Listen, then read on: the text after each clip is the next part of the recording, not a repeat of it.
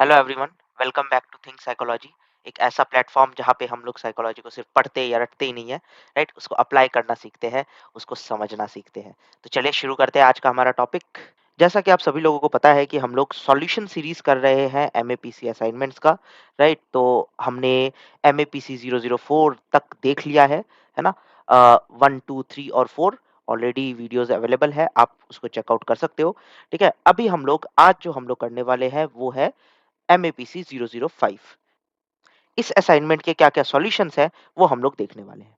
तो चलिए शुरू करते हैं। अगर आप लोग अभी तक हमारे चैनल से नहीं जुड़े हुए हो, तो जुड़ जाइए, राइट? सब्सक्राइब कर लीजिए एंड आपको रेगुलर वीडियोज़ मिलते रहेंगे एंड काफ़ी इंटरेस्टिंग होने वाला है। बहुत सारे कंटेंट्स हैं, बहुत इंटरेस्टिंग कंटेंट्स हैं, तो कनेक्ट हो जाइए हमारे साथ। चलिए शुरू करते हैं। अच्छा, ध्यान रखिएगा, ये केवल उन्हीं स्टूडेंट्स के लिए है जो जुलाई 2023 एंड जनवरी 2024 सेशंस अ, से बिलॉन्ग करते हैं, ठीक है? दूसरे स्टूडेंट्स या पहले वाले सेशन वाले स्टूडेंट्स कृपया इसको वीडियो को ना जॉइन करें, बिकॉज़ ये आपके काम का नहीं है, ठीक है? सो जनवरी जुलाई 2023 एंड जनवरी 2024, ठीक है? ये उन्हीं का असाइनमेंट है, तो उन्हीं के लिए है। तो चलिए शुरू करते हैं। ये देख सकते हो आप, ये आप ही का सेशन है ना? जुलाई 2023 एंड जनवरी 2024, ठीक है? दोनों सेशंस के लिए ये सेम असाइनमेंट है। ओके, तो ये रहा क्वेश्चन पेपर, राइट? ये देखिए। तो आपको जैसा कि पता है, इस क्वेश्चन पेपर में टोटल 3 सेक्शंस होते हैं, right? Section A, section B and section C. Section A जो होता है वो 1000 वर्ड्स में लिखना होता है आपको, ठीक है? उसमें 3 मार्क्स, 3 क्वेश्चंस होते हैं जो 1000 वर्ड्स, 1000 वर्ड्स में आपको आंसर्स लिखने हैं, राइट? 1000 वर्ड्स मतलब टोटल 5 पेज होना चाहिए। एटलीस्ट अगर आप 5 पेज लिख देते हो तो दैट वुड बी इनफ। फिर सेक्शन बी में 400 वर्ड्स में आपको अपने आंसर्स को लिखना है, ठीक है? यहाँ पे टोटल 5 क्वेश्चंस होंगे जो 25 मार्क्स कैरी करते हैं। तो मतलब 5 मार्क्स ईच, है ना? तो आपको ये 400 वर्ड्स में लिखना है। मतलब मोस्ट प्रोबेबली 3 पेजेस काफ़ी है, ठीक है? और सेक्शन सी जो होता है हमारा 10 क्वेश्चन कैरी करता है, जहाँ पे सिर्फ 50-50 वर्ड्स में आपको आंसर्स लिखने हैं। मतलब 50 वर्ड में आपको आंसर्स लिखने हैं, 50 वर्ड से ज़्यादा नहीं होना चाहिए, ठीक है? ज़्यादा होगा मे बी 60, 60 से ज़्यादा नहीं, मतलब 1 पैराग्राफ अगर आप लिख सकते हो तो काफ़ी होगा, ठीक है? क्योंकि यहाँ पे जनरली डिफाइन करने वाले ही क्वेश्चंस हैं, ठीक है? तो चलिए हम लोग देखते हैं अपने आंसर्स, अपने सॉल्यूशंस, ठीक है? तो यहाँ पे ज़रूरी नहीं है कि आपको मेरे ही सॉल्यूशंस को फॉलो करना है। आप अपने सॉल्यूशंस खुद कंस्ट्रक्ट कर सकते हो, ठीक है? मैंने यहाँ पे ब्लॉक नंबर और पेज नंबर दोनों मेंशन कर रखा है। बुक नंबर 5 का, एमपीसी 005 का ब्लॉक नंबर और पेज नंबर मैंने यहाँ पे मेंशन कर दिया है। आप डायरेक्टली इसको वहाँ से रेफर कर सकते हो और आप इसको लिख सकते हो, ठीक है? अदरवाइज़ आप मेरे आंसर्स देखिए, काफ़ी अच्छे हैं, टू द पॉइंट है, राइट? और 1000 वर्ड्स में काफ़ी बेटर तरीके से लिखे हुए हैं, ठीक है? तो इसमें आपको मार्क्स ज़्यादा मिलने के चांसेस है, तो आप इसको रेफर कर सकते हो, ठीक है? चलिए शुरू करते हैं फिर सेक्शन ए का डिस्कशन, राइट? सेक्शन ए का question number 1, define sampling, discuss different methods of sampling. तो सबसे पहले सैंपलिंग को कैसे डिफाइन करना है, तो देखिए मैंने यहाँ पे सैंपलिंग को डिफाइन कर रखा है, ठीक है? फिर उसके बाद किन किन लोगों ने सैंपलिंग को अलग अलग तरीके से डिफाइन किया है, वही सारी चीजें मैंने यहाँ पे मेंशन किया है। अच्छा, ये ध्यान रखिएगा, ये सारे आंसर्स जो है ये बुक से ही लिए हुए हैं, ठीक है? टू द पॉइंट है, लेकिन एग्जैक्टली बुक का कॉपी नहीं है, ठीक है? बुक से लिया गया है आंसर, बट बुक का कॉपी नहीं है, काफी सेल्फ मेड है ना? मैंने बहुत ज्यादा इस पे वर्क करके ये आंसर्स डेवलप किया है, ठीक है? तो वही पॉइंट्स होंगे जो बुक में अवेलेबल है, ठीक है? बस लैंग्वेज डिफरेंट है, ठीक है? तो आप इसको बहुत अच्छे से रेफर कर सकते हो, टीचर्स भी इम्प्रेस्ड हो जाएँगे, है ना? और ज़्यादा असाइनमेंट में मार्क्स मिलने के चांसेस हैं, ठीक है? तो देखिए सैंपलिंग मेथड में मैंने डिफरेंट डिफरेंट सैंपलिंग मेथड्स यहाँ पे मेंशन किया है, जैसे कि नॉन प्रोबेबिलिटी सैंपलिंग मेथड, है ना? जहाँ पे hazard, accidental and convenience sampling, ठीक है? Quota sampling, purposive sampling, right? So ये सब मैंने यहाँ पे मेंशन किया है। स्नोबॉल सैंपलिंग, सिस्टमैटिक सैंपलिंग, फिर उसके बाद देखिए प्रोबेबिलिटी सैंपलिंग मेथड, ठीक है? जहाँ पे सैंपल रैंडम सैंपलिंग, ठीक है? ये फर्स्ट है इसका प्रोबेबिलिटी सैंपलिंग मेथड का। फिर स्ट्रैटिफाइड रैंडम सैंपलिंग, ठीक है? फिर क्लस्टर सैंपलिंग। तो ये कुछ तरीके हैं जिसके थ्रू सैंपलिंग हम करते हैं, है ना? तो जो क्वेश्चन में पूछा गया था, है ना? उन्हीं चीज़ों को मैंने यहाँ पे एक्सप्लेन कर दिया है, टू द पॉइंट, है ना? इसको बुलेटेड पॉइंट्स के फॉर्म में, राइट? ताकि ईज़ी रहे अंडरस्टैंड करने में। जितना ईज़ी होगा ये समझने में, उतना ही आपको बेटर होगा ये लिखने के लिए, राइट? और एग्ज़ामिनर्स को भी ये अच्छा लगेगा, ऐसे आंसर्स ही अच्छे लगते हैं, ठीक है? सो इसी फॉर्म में आप भी अपने आंसर्स को लिखने की कोशिश करिए, ठीक है? अच्छा, लास्ट में मैंने कंक्लूजन के साथ इसको एंड किया है, तो आप देख सकते हो कि आंसर के बाद कंक्लूजन के साथ उसको एंड करना ज़रूरी होता है, ठीक है? क्योंकि आप 1000 वर्ड्स में आंसर लिख रहे हो, मतलब 5 पेज कम से कम कवर हो चुका है, ठीक है? तो अगर आप कंक्लूजन नहीं लिखोगे तो एग्ज़ामिनर्स जो है, जो पढ़ रहा है, ठीक है? वो लास्ट तक पहुँचते-पहुँचते भूल जाएगा कि आपने पहले पेज पे क्या लिखा था, ठीक है? तो कंक्लूजन में क्या होता है, एक संक्षेप में आप अपने आंसर्स को बता रहे हो, ठीक है? तो ये ज़्यादा बेटर होता है, ये ज़्यादा अंडरस्टैंडेबल होता है, ठीक है? सो इस तरीके से आप आंसर्स को लिखने की कोशिश करिए, ठीक है? अच्छा, अब इसको मैंने जो है डिफरेंट डिफरेंट पेजेज़ में बना के रखा हुआ है। तो आप क्या कर सकते हो, इसको पॉज़ करिए, इसका स्क्रीनशॉट लीजिए, राइट? और फिर उसके बाद आप ज़ूम करके इसको लिख सकते हो, ठीक है? सो अदरवाइज़ आप वीडियो को पॉज़ करके सीधा-सीधा ज़ूम करके ही लिख सकते हो। जैसा भी आपको सही लगे आप वैसे कर सकते हो, right? However you like. So चलिए हम लोग नेक्स्ट क्वेश्चन पे चलते हैं, question number 2, right? Discuss steps involved in research processes. क्या-क्या स्टेप्स इन्वॉल्व होते हैं रिसर्च प्रोसेसेस में, तो वो भी मैंने यहाँ पे मेंशन किया है। अच्छा, इसका आंसर कहाँ मिलेगा आपको? ब्लॉक नंबर 1 पेज नंबर 11 से लेके 15 तक, ठीक है? तो वहाँ पे आप डायरेक्टली इस आंसर को रेफर कर सकते हो, ठीक है? तो अब देखिए मैंने यहाँ पे आंसर कैसे लिखा है, पहले तो स्टेप्स इन रिसर्च प्रोसेसेस, ठीक है? रिसर्च प्रोसेसेस में क्या-क्या स्टेप्स है वो मैंने यहाँ पे पहले मेंशन किया है ना? स्टेप 1 में मैंने लिखा है आइडेंटिफिकेशन ऑफ द प्रॉब्लम, पहले प्रॉब्लम को आइडेंटिफाई करना है, ठीक है? जहाँ पे डिस्क्रिप्शन है, ठीक है? प्रोसेसेस है, कैसे उसको आइडेंटिफाई करना है, ठीक है? फिर आप देखिए next slide, formulating of hypothesis, right? Step 2 है ये, हाइपोथेसिस को फॉर्मुलेट करना। स्टेप 3 क्या कहता है? Identifying, manipulating and controlling variables, right? Variables को आइडेंटिफाई करना, मैनिपुलेट करना और कंट्रोल करना, ठीक है? एंड लास्ट फोर्थ पॉइंट हमारा क्या है? Formulating a research design, right? एक रिसर्च डिजाइन को फॉर्मुलेट करना, ये हमारा स्टेप 4 है, ठीक है? और फिर उसके बाद ये रहा। अब देखिए इसी फॉर्मुलेटिंग अ रिसर्च डिजाइन के बाद, रिसर्च डिजाइन में ही बहुत सारे पार्ट्स हैं, ठीक है? तो जैसे कि constructing device for observation and measurement, sample selection and data collection, ठीक है? तो ये 2 तरीके हैं जिसके थ्रू आप जो है फॉर्मुलेटिंग रिसर्च डिजाइन कर सकते हो, है ना? रिसर्च डिजाइन को फॉर्मुलेट कर सकते हो। फिर उसके बाद स्टेप 5 आ जाता है डाटा एनालिसिस एंड इंटरप्रिटेशन, जो भी आपको डाटा मिल रहा है, उसको कैसे एनालाइज़ करना है, उसको कैसे इंटरप्रिटेट करना है। तो स्टैटिस्टिकल मेथड्स यूज़ करके आप इसको एनालाइज़ और इंटरप्रिटेट कर सकते हो। फिर एट द लास्ट जो 6th स्टेप होता है, drawing a conclusion, right? Conclusion draw करना है आपको कि आपने इस पूरे मेथड में क्या समझा, क्या आपका कंक्लूजन निकलता है, ठीक है? तो देखिए जैसे मेरे आंसर्स होते हैं ना, मेरे आंसर्स के हर एंड में आपको कंक्लूजन दिखेगा। आप चाहे प्रीवियस अ, असाइनमेंट्स को चेक कर सकते हो, ठीक है? जितने भी आंसर्स मैंने बनाए हैं, उसमें सब में कंक्लूजन है, ठीक है? और फिर उसके बाद 7th स्टेप है हमारा preparation of report and publication. तो रिपोर्ट्स को प्रिपेयर करना और उसको पब्लिश करवाना, क्योंकि जो कुछ भी आपने फाइंड किया है ये सिर्फ आपको रखने के लिए नहीं है, आपको इसको पब्लिश भी कराना है, ठीक है? तो देखिए लास्ट में मैंने इसको समराइज भी किया है जो कुछ भी मैंने यहाँ पे लिखा है, ठीक है? तो इस तरीके से आप अपने आंसर्स को बनाइए, काफी बेटर होगा। ओके, नाउ अब हम चलते हैं क्वेश्चन नंबर 3 पे। Discuss the meaning, types and relevance of qualitative research, explain the ethical guidelines in qualitative research, ठीक है? तो ये क्वेश्चन नंबर 3 है हमारा, है ना? अब इसका देखते हैं हम, पहले तो मीनिंग, टाइप्स और रेलेवेंस ऑफ क्वालिटेटिव रिसर्च, ठीक है? फिर उसके बाद ethical guidelines in qualitative research, ये सब हमें डिस्कस करना है। कहाँ मिलेगा ये आपको? ये आपको ब्लॉक नंबर 4 में दिख जाएगा, ठीक है? तो पूरा ब्लॉक ही इसी के ऊपर बेस्ड है। तो यहाँ पे हम एक स्पेसिफिक पेज से आंसर नहीं लिख सकते हैं, ठीक है? पूरे ब्लॉक में ये मेंशन्ड है। अगर आपने वो ब्लॉक पढ़ा हुआ है, तो आप वहाँ से अपने आंसर्स को डेवलप कर सकते हो, ठीक है? नहीं तो आप मेरे आंसर्स को प्रेफ़र करिए, काफ़ी अच्छा है, काफ़ी बेटर है और काफ़ी अंडरस्टैंडेबल है, ठीक है? तो सबसे पहले देखिए मैंने क्या किया है, qualitative research, meaning, type and relevance, इसको मैंने इस तरीके से एक्सप्लेन किया। मीनिंग ऑफ क्वालिटेटिव रिसर्च, क्या मतलब है क्वालिटेटिव रिसर्च का, उसको मैंने एक्सप्लेन किया है। टाइप्स ऑफ क्वालिटेटिव रिसर्च, क्या-क्या टाइप्स होते हैं क्वालिटेटिव रिसर्च के, वो भी मैंने यहाँ पे एक्सप्लेन किया है। फिर उसके बाद इथनोग्राफिक रिसर्च, है ना? इथनोग्राफिक रिसर्च ये जो है सेकंड टाइप है। फिर उससे पहले हमारे पास है फिनोमिनोलॉजिकल रिसर्च, है ना? सो ऐसे करके मल्टीपल टाइप्स ऑफ रिसर्च है, जैसे कि ये देखिए, ग्राउंडेड थेरेपी है, केस स्टडी रिसर्च है, नैरेटिव रिसर्च है, ये सब क्वालिटेटिव रिसर्च है। ठीक है? इसके मैंने डिस्क्रिप्शन और मेथड्स भी लिखे हुए हैं।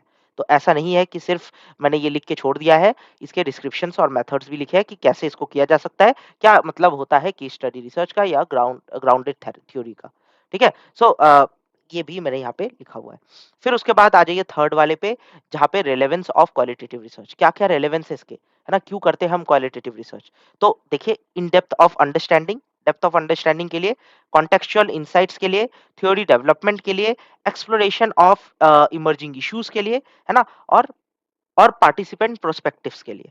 ठीक है? तो ये डिफरेंट रीजंस है जिसके लिए हम इसको करते हैं। अब देखिए, ethical guidelines in qualitative research, क्या-क्या इथिकल गाइडलाइंस है ये देखिए। इन्फॉर्म्ड कंसेंट, ठीक है? Confidentiality and autonomicity, right? Voluntary participation, respect for participants, है ना?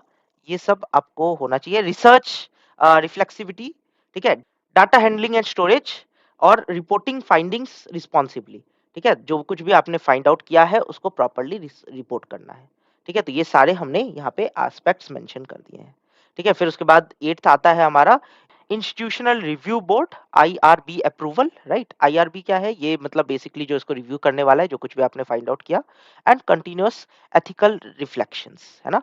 तो एथिकल रिफ्लेक्शंस, आप ये भी देखना पड़ेगा कि ना आपका जो रिसर्च है वो अकॉर्डिंग टू एथिक्स है कि नहीं है ना?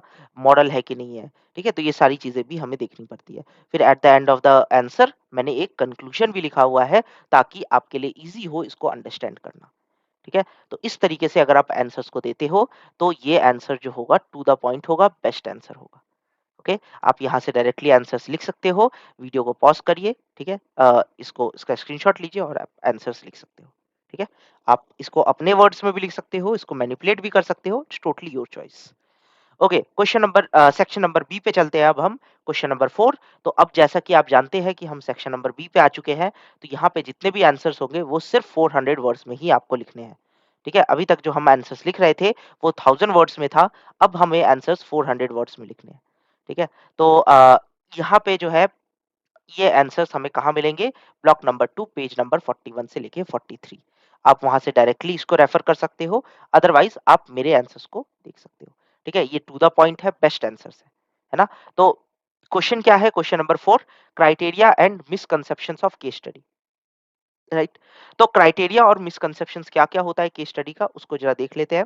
ठीक है? तो ये देखिए, criteria for selection of case study, ठीक है? जहाँ पे क्रिटिकल केसेस है ना? जहाँ पे डिस्क्रिप्शंस मैंने दे रखा है, फिर उसके बाद रैशनल भी मैंने मेंशन कर रखा है। फिर यहाँ पे देखिए, ये सारे मैंने क्राइटेरियाज़ यहाँ पे दे रखे हैं, एक्सट्रीम और डिविडेंट केसेस, ठीक है? तो ये सारे मैंने यहाँ पे मेंशन कर दिए हैं, है ना? और यिन्स रिकमेंडेशन ये भी मैंने यहाँ पे मेंशन किया हुआ है, आप इसको देख सकते हो, ठीक है? और आप इसी फॉर्म में इसको लिखने की कोशिश करिए, इसी तरीके से आंसर्स को लिखने की कोशिश करिए, ठीक है? ऐसे ही पॉइंट वाइज़ बुलेटेड फॉर्म में, ठीक है? आप डार्क कर के आंसर्स को लिख सकते हो, है ना? ताकि ये बेटर रहे और अंडरस्टैंडेबल रहे। ठीक है? फिर उसके बाद मिसकंसेप्शंस अबाउट केस स्टडीज़, तो क्या-क्या मिसकंसेप्शंस है, वो भी मैंने यहाँ पे मेंशन किया हुआ है। ठीक है? तो आप इसको पढ़ सकते हो, आंसर्स कोशिश करिए कि पढ़ के लिखने के लिए, राइट? बिकॉज़ विदाउट पढ़े अगर आप आंसर्स लिख रहे हो, तो फिर उसका कोई यूज़ नहीं है ना? तो पढ़ के आंसर्स लिखिए तो ज़्यादा बेटर है। ओके? तो ये मैंने कुछ मिसकंसेप्शंस भी यहाँ पे डाल दिए हैं। ठीक है? और यहाँ पे हमारा ये कंप्लीट हो जाता है। At the end of the answer मैंने एक छोटा-सा समरी भी दिया हुआ है, ताकि ये ईज़ी हो अंडरस्टैंड करने के लिए एग्ज़ामिनर को। ठीक है? तो इसको अच्छे से अंडरस्टैंड किया जा सकता है। ठीक है? तो आप भी इसको पढ़िए, बहुत ईज़ी लैंग्वेज में है ये, आपको बहुत अच्छे से समझ में आ जाएगा। ठीक है? अब हम चलते हैं क्वेश्चन नंबर 5, टाइप्स ऑफ वेरिएबिलिटीज़। कहाँ मिलेगा ये हमें? ब्लॉक नंबर 1 पेज नंबर 36 और से लेके 40, ठीक है? 36 से 40 तक में आपको ये मिल जाएगा। इसको थोड़ा-सा समझते हैं। तो देखिए, there are different types of variabilities, है ना? यहाँ पे मैंने मेंशन कर रखा है, राइट? इन साइकोलॉजिकल रिसर्च, तो स्टिमुलस, ऑर्गेनिज़्म्स, है ना? एंड रिस्पॉन्स वेरिएबल्स, है ना? एसओआर मॉडल जिसको हम बोलते हैं। फिर उसके बाद इंडिपेंडेंट एंड डिपेंडेंट वेरिएबल, ठीक है? तो आईवी एंड डीवी वेरिएबल्स जो होते हैं, जो दोनों चीज़ें हैं, ठीक है? आप इसको पढ़ो, आपको बहुत अच्छे से समझ में आएगा। नहीं तो अगर आपको ये कॉन्सेप्ट समझ में नहीं आ रहा है, तो आप हमारे वीडियोज़ देखिए, ठीक है? वहाँ पे सारे कंटेंट्स सारे कॉन्सेप्ट्स प्रॉपर्ली अवेलेबल हैं, ठीक है? आपके लिए बहुत ईज़ी रहेगा। फिर उसके बाद आ जाता है एक्सट्रेनियस एंड कन्फाउंड वेरिएबल्स, ठीक है? तो क्या-क्या एक्सट्रेनियस वेरिएबल्स होते हैं, कन्फाउंड वेरिएबल्स क्या-क्या होता है, वो सब भी मैंने मेंशन किया हुआ है। फिर उसके बाद active and attribute variables, right? फिर qualitative and categorical variables, right? और उसके बाद continuous and discrete variables. Okay, so ये कुछ वेरिएबल्स हैं, डिफरेंट वेरिएबल्स, राइट? तो आप इन आंसर्स को सीधा-सीधा लिख सकते हो, ठीक है? पॉज़ करिए एंड स्क्रीनशॉट लीजिए and start writing the answers, ठीक है? काफ़ी अच्छे आंसर्स हैं, टू द पॉइंट है, बुलेटेड है ना? ऐसे ही तो आंसर्स चाहिए, और कैसे आंसर चाहिए, राइट? सो आप इसको लिखना शुरू कर दीजिए, आपका असाइनमेंट कंप्लीट हो जाएगा, ठीक है? फिर उसके बाद हम चलते हैं question number 6, advantages and disadvantages of quasi experiment design. Quasi experiment design के एडवांटेजेस और डिसएडवांटेजेस क्या होते हैं? कहाँ मिलेगा ये हमें? ब्लॉक नंबर 3 पेज नंबर 34 से लेके 35। ये पूरा एरिया जो है क्वाजी एक्सपेरिमेंटल डिजाइन पे ही कवर करता है, ठीक है? तो इसके आंसर्स हम लोग भी देख लेते हैं जरा। Advantages of quasi experimental design, तो ये देखिए कुछ एडवांटेजेस मैंने यहाँ पे लिखे हुए हैं, ठीक है? इंक्रीज्ड एक्सटर्नल वेरिएबिलिटी वैलिडिटी, ठीक है? एथिकल कंसिडरेशंस, रिसोर्स एफिशिएंसी, ठीक है? तो ये सारे आप एडवांटेजेस यहाँ पे देख सकते हो, ठीक है? इसको रोकिए, स्क्रीनशॉट लीजिए and start writing the answers. And उसके बाद फिर देखिए disadvantages of quasi experimental design, ठीक है? कुछ लिमिटेशंस हैं, कुछ डिसएडवांटेजेस हैं जो मैंने यहाँ पे लिखे हुए हैं। तो ये डिसएडवांटेजेस आप सीधा-सीधा यहाँ से लिख सकते हो, ठीक है? तो आप इसको रीड करिए, एक बार इसको पढ़िए, समझने की कोशिश करिए, फिर उसके बाद इसको लिखिएगा। अगर आपको कॉन्सेप्ट समझ में नहीं आ रहा है, तो हम लोग इस इन सारे कॉन्सेप्ट्स को अ, अपने वीडियोज़ में देखेंगे, तो आप वहाँ से इसको लिख सकते हो, समझ सकते हो, ठीक है? तो आप डायरेक्टली वहाँ पे जाइए और सारे वीडियोज़ देखिए, राइट? आपको बिल्कुल साइकोलॉजी एकदम टू द पॉइंट समझ में आ जाएगी। ओके, सो ओके, तो ये पूरा आंसर हो गया हमारा 6th क्वेश्चन का, ठीक है? अब हम चलते हैं नेक्स्ट क्वेश्चन, जो है हमारा 7th क्वेश्चन, क्वेश्चन नंबर 7 क्या है? Types of questions that can be used in survey research. Survey research में क्या-क्या टाइप्स ऑफ क्वेश्चंस हैं जो हम यूज़ कर सकते हैं, ठीक है? कौन से जगह पे मिलेगा? ब्लॉक नंबर 2 पेज नंबर 11 से लेके 13। ये पूरा एरिया जो है, ये सर्वे रिसर्च के बारे में ही बात करता है, तो आप सारे सर्वे रिसर्च को यहाँ से समझ सकते हो, ठीक है? तो डायकोटोमस क्वेश्चंस, है ना? ये सब देखिए आप, सारा सर्वे रिसर्च मैंने यहाँ पे दे रखा है, ठीक है? तो levels of measurement based questions, है ना? ये देखिए, ठीक है? फिर उसके बाद फिल्टर्स और कंटीजेंसी क्वेश्चंस, राइट? ये देखिए, ठीक है? एंड फिर उसके बाद अनस्ट्रक्चर्ड क्वेश्चंस। तो आप सीधा-सीधा इसको लिख सकते हो। वीडियो को पॉज़ करिए, सारे आंसर्स ध्यान रखिएगा, पेज नंबर मिस ना करें, बिकॉज़ आंसर्स जो हो सकते हैं फिर वो ऊपर-नीचे हो जाएँगे, ठीक है? आंसर्स प्रॉपर नहीं होंगे, एक स्ट्रेट मैनर में नहीं होंगे। तो जितने पेजेज़ हैं, उसी फॉर्म में आप इसको लिखने की कोशिश करिए। अगर आप चाहते हो कि ये पीडीएफ ही आप ले लो, तो आप मेरे को डायरेक्टली मेरे डिस्क्रिप्शन पे व्हाट्सएप नंबर गिवन है, वहाँ पे डायरेक्टली मेरे को कॉन्टैक्ट करिए, मैं आपको पीडीएफ सेंड कर दूँगा, ठीक है? सो ओके, क्वेश्चन नंबर हम 8th पे चलते हैं। Types of correlational research design. क्या-क्या कोरिलेशनल रिसर्च डिजाइन होते हैं, उसको हम थोड़ा-सा समझते हैं। तो ब्लॉक नंबर 3 पेज नंबर 39 से लेके 40, यहाँ पे आपको ये आंसर मिल जाएगा। आप डायरेक्टली वहाँ पे रेफर कर सकते हो उसको, ठीक है? तो चलिए क्वेश्चन नंबर 8 देख लेते हैं, क्या-क्या आंसर्स है ना? और ये ध्यान रखिए, ये वाला जो क्वेश्चन है, ये सेक्शन बी का लास्ट क्वेश्चन है, ठीक है? इसके बाद फिर सेक्शन सी शुरू हो जाएगा, राइट? तो वहाँ से आप फिर हम सेक्शन सी पे डिस्कस करेंगे। तो वहाँ पे छोटे-छोटे आंसर्स ही लिखने हैं, बट यहाँ पे जो है, आप देखिए ये आंसर्स को मैंने कैसे लिखा हुआ है, ठीक है? तो वेरिएबल्स, है ना? ये आप देख सकते हो। उसके बाद यहाँ पे हमारा ये आंसर कंप्लीट हो जाता है, ठीक है? तो आप डायरेक्टली इस आंसर को यहाँ पे रेफर कर सकते हो और इसी फॉर्म में आंसर्स को लिखिए, ज़्यादा बेटर है। अब हम चलते हैं सेक्शन सी, व्हिच इज़ जहाँ से क्वेश्चन नंबर 9 से हम शुरू करेंगे, ठीक है? और ये जो होता है, ये 50 वर्ड्स में आपको लिखना होता है, ठीक है? तो सेक्शन सी को आपको सिर्फ 50 वर्ड्स में लिखना है और अ, 10 क्वेश्चन्स है यहाँ पे टोटल, है ना? सबको 50-50 वर्ड्स में लिखना है। तो छोटे-छोटे क्वेश्चन्स हैं, छोटे-छोटे आंसर्स होंगे इसके, ठीक है? पैराग्राफ में लिखने की कोशिश करिए, पैराग्राफ में इसको कंप्लीट करने की कोशिश करिए, ठीक है? तो question number 9, difference between casual comparative and experimental research design. तो casual comparative and experimental research design के बीच का क्या डिफरेंस है, वो यहाँ पे मैंने मेंशन कर रखा है। कहाँ मिलेगा आपको? ब्लॉक नंबर 2 पेज नंबर 35 पे आपको ये डायरेक्टली मिल जाएगा, ठीक है? वहाँ पे सीधा-सीधा ये मेंशन्ड है। तो वहाँ से भी आप देख सकते हो, अदरवाइज़ आप मेरे आंसर को प्रेफर कर सकते हो, टू द पॉइंट है, बेस्ट आंसर है, ठीक है? तो इसको आप डायरेक्टली यहाँ से देख सकते हो। और फिर आप चलिए क्वेश्चन नंबर 10, ठीक है? टाइप्स ऑफ हाइपोथेसिस कहाँ मिलेगा? Block number 1 page number 50। Otherwise मेरे आंसर्स हैं, ठीक है? इसको डायरेक्टली आप लिख लीजिए, बहुत बेस्ट आंसर है ना? नल हाइपोथेसिस, अल्टरनेट हाइपोथेसिस दोनों के बारे में मैंने यहाँ पे मेंशन किया हुआ है। छोटे से पैराग्राफ में इसको कंप्लीट करने की कोशिश की है, ठीक है? तो नल हाइपोथेसिस और अल्टरनेट हाइपोथेसिस दोनों मैंने यहाँ पे बता रखा है, ठीक है? ओके, तो ये टाइप्स ऑफ हाइपोथेसिस हो गया। Next is question number 11, types of validity. कहाँ पे मिलेगा? Block number 1 page number 25। 2 types के जो वैलिडिटीज़ के टाइप्स होते हैं वो सारे यहाँ पे मैंने मेंशन किया है, जैसे कि कंटेंट वैलिडिटी, कंस्ट्रक्ट वैलिडिटी, है ना? और फिर आप नेक्स्ट पेज पे चलिए, फिर उसके बाद देखिए criterion related validity, face validity, ठीक है? तो ये कुछ वैलिडिटीज़ हैं जो आपके बुक में भी गिवन है, यहाँ पे भी मैंने इसको शॉर्ट में लिखने की कोशिश की है, 50 वर्ड्स में कंक्लूड करने की कोशिश की है, ठीक है? फिर आ जाइए आप क्वेश्चन नंबर 12 पे, रिलायबिलिटी। जैसा हमने वैलिडिटी देखा वैसे ही रिलायबिलिटी, राइट? रिलायबिलिटी एक अलग कॉन्सेप्ट है, कहाँ मिलेगा? ब्लॉक नंबर 1 पेज नंबर 20 पे, ठीक है? और ये देखिए मैंने इसको 50 टू 60 वर्ड्स में कंप्लीट करने की कोशिश किया है रिलायबिलिटी। आप भी इतने ही वर्ड्स में अपने आंसर्स को कंक्लूड करिए, ठीक है? क्वेश्चन नंबर 13 क्या है? Types of survey research. Survey research के क्या-क्या टाइप्स होते हैं तो वो भी हम देख लेते हैं, है ना? तो यहाँ पे मैंने कुछ टाइप्स मेंशन किए हुए हैं, ठीक है? तो आप इसको देख सकते हो, इसको रीड रीड कर सकते हो, ठीक है? कहाँ मिलेगा ये? Block number 2 page number 9, right? और अदरवाइज़ आप मेरे आंसर को देखिए, टू द पॉइंट है, पैराग्राफ है ना? जितना आपको लिखना है उतना ही मेंशन मैंने यहाँ पे किया हुआ है, ठीक है? फिर उसके बाद question number 14, quantitative research design. तो what are the quantitative research design? तो वो भी हमने डिस्कस किया था पहले, राइट? वो क्वालिटेटिव था, ये क्वांटिटेटिव है, ठीक है? इसको छोटे से में आपको डिस्कस करना है तो यहाँ पे मैंने छोटा-सा डाल रखा है, ठीक है? ब्लॉक नंबर 4 पेज नंबर 8 पे ये आपको मिल जाएगा डायरेक्टली, ठीक है? फिर उसके बाद क्वेश्चन नंबर 15 आप देख सकते हो, factorial design, right? Block number 3 page number 18 पे इसका आंसर आपको मिल जाएगा। अदरवाइज़ आप मेरे आंसर्स को प्रेफ़र कर सकते हो। बेस्ट आंसर है, टू द पॉइंट है, शॉर्ट में है।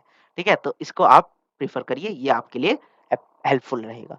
ठीक है? तो फैक्टोरियल डिज़ाइन हमने ये देख लिया। ठीक है? उसके बाद क्वेश्चन नंबर 16 पे आ जाते हैं, डेफिनिशन ऑफ रिसर्च डिज़ाइन।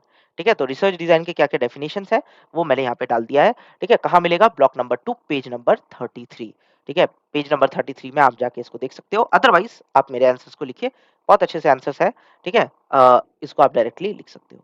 तो this is the definition of research design. Now question number 17, field experiment. Field experiment क्या होता है आप सब जानते हैं, है ना? कहाँ मिलेगा? Block number 2 page number 29। ठीक है? तो ये देखिए यहाँ पे भी मैंने फील्ड एक्सपेरिमेंट के बारे में लिख दिया है। ठीक है? उसके बाद हम आ जाते हैं question number 18, research biases. Research biases क्या-क्या है? वो सब भी मैंने यहाँ पे कुछ मेंशन करने की कोशिश की है, जितना शॉर्ट में हम इसको कर सकते हैं, है ना? बुक में कहाँ मिलेगा? ब्लॉक नंबर 1 पेज नंबर 10 पे। ठीक है? अदरवाइज़ आप इस आंसर को प्रेफर करिए। ओके, तो ये जितने भी हमने देखे ये सारे आंसर्स जो थे ये कंप्लीट ऑथेंटिक आंसर्स है, कहीं से कॉपी नहीं किए हुए हैं, किसी वेबसाइट से नहीं कॉपी किया हुआ है, ठीक है? सेल्फ मेड आंसर्स है, बुक से लिया हुआ सारा आंसर्स है, ठीक है? तो आप इसको बहुत अच्छे से रेफर कर सकते हो और इसको लिख सकते हो अपने असाइनमेंट शीट पे, ठीक है? अगर आप चाहते हो कि आप ये पीडीएफ हमसे लो, ठीक है? तो ये पीडीएफ जो है सिर्फ 49 रुपीज़ में आप मेरे को इस गिवन व्हाट्सएप नंबर पे डायरेक्टली कॉन्टैक्ट करके ले सकते हो, ठीक है? आप मेरे को व्हाट्सएप में मैसेज करिए कि आपको ये पीडीएफ चाहिए और हम लोग इसको डिस्कस कर सकते हैं। ठीक है? तो दैट्स इट फॉर टुडे। अगर आपको ये वीडियो पसंद आया तो do like and subscribe, right? और शेयर करिए इसको, राइट? ज़्यादा से ज़्यादा लोगों तक पहुँच सके, राइट? इससे हमें मोटिवेशन मिलेगा, है ना? और अगले वीडियो में मिलते हैं व्हिच इज़ एमपीसी 006, है ना? और काफ़ी इंटरेस्टिंग वीडियो होने वाला है नेक्स्ट वाला। क्योंकि उसमें बहुत सारे स्टैटिस्टिक्स मेथड्स हैं, है ना? जो हम लोग समझने वाले हैं, समझ के उसको समझेंगे करेंगे, ठीक है? ताकि वो आपको ईज़ी रहे खुद से करने में, ठीक है? तो मैं आपको समझाऊँगा भी और उसके बाद हम लोग करेंगे भी उसको, ठीक है? तो वो नेक्स्ट वीडियो में हम लोग देखेंगे। आज के लिए इतना ही। Thank you very much.